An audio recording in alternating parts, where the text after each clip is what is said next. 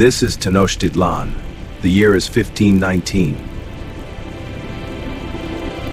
A city of 200,000 people, built entirely on water.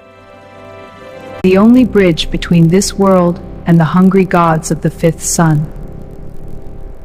At 4 a.m., the drum begins. Deep, rhythmic, unforgiving.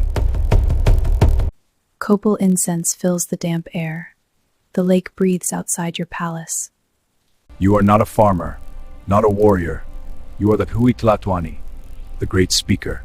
Feathers of the Quetzal, turquoise crown, gold sandals. This is not fashion, it is divine authority. Your feet never touch bare earth. Mats are placed before every step. You do not walk, you are carried by status. By 8 a.m., tribute arrives. Cacao beans, cotton mantles, warrior costumes. An empire feeds you. No one looks you in the eyes.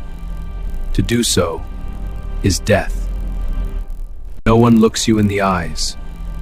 To do so is death. At 10 a.m. you drink chocolate.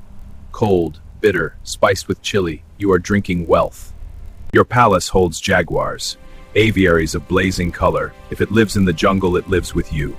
At noon, you climb 114 steps to the center of the universe. You pierce your flesh. Blood for the sun god Huitzilopochtli.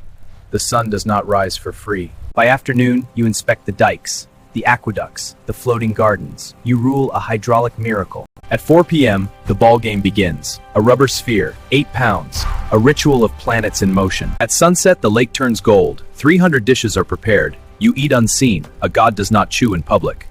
By night, rumors arrive. Floating mountains on the horizon. Men with beards riding giant deer. At midnight, you lie beneath the stars. In 4 hours, the drum will beat.